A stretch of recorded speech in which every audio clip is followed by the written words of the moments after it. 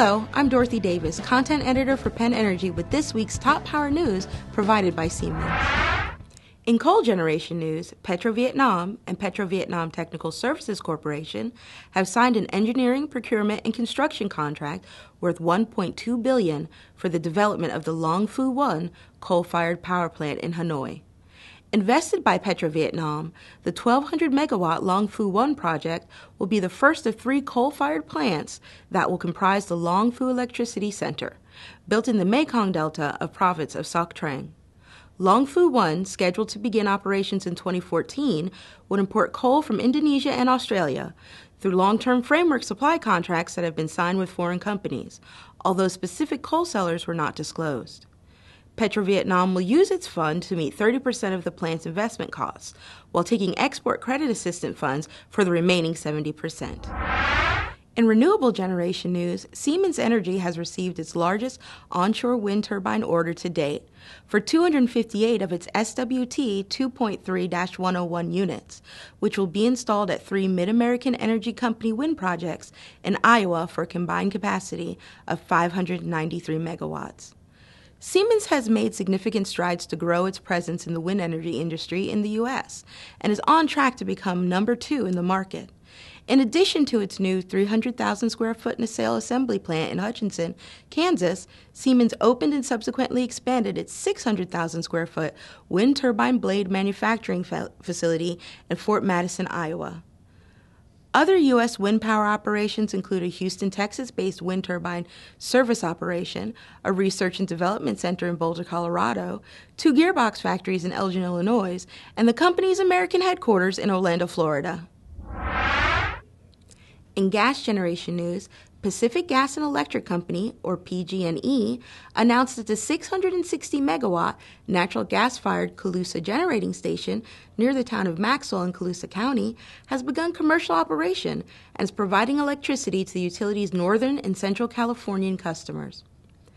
Cleaner burning and more efficient facilities will allow the Colusa generating station to use less fuel and emit 35% less carbon dioxide than older power plants and use 97% less water than plants with conventional water cooling systems. Moreover, the plant is designed to reduce its power output when renewable energy sources like wind and solar become available, aiding the integration of these resources into the state's power mix. In nuclear generation news, Texans for a Sound Energy Policy have released the results of an engineering analysis that identifies serious safety risks with Exelon's proposed site for a nuclear power plant south of Victoria, Texas. The engineering analysis, conducted by Colorado-based engineering firm Halepska & Associates, Inc., mentions the presence of active geological growth faults underlying the cooling pond and important plant infrastructure that pose significant and unacceptable stability risks to the site, as well as the presence of an unprecedented number of active and abandoned oil and gas wells on the site that also pose significant risks of explosion, release of hydrogen sulfide and other gases, and surface and water contamination. Texans for a Sound Energy Policy is a 501c3 nonprofit organization that was founded by various members and entities associated with the original D.M. O'Connor ranches of Texas. Exelon has not issued a response. In regulatory news, the U.S. Environmental Protection Agency has issued its plan for establishing greenhouse gas pollution standards under the Clean Air Act for 2011. The agency looked at a number of sectors and is moving forward on greenhouse gas standards for fossil fuel power plants and petroleum refineries. The Clean Air Act requires EPA to set industry-specific standards for new sources that emit significant quantities of harmful pollutants. These standards, called New Source Performance Standards, set the level of pollution new facilities may emit and address air pollution from existing facilities. The Act allows flexible and innovative approaches that take into account cost, health, and environmental impacts, as well as energy requirements.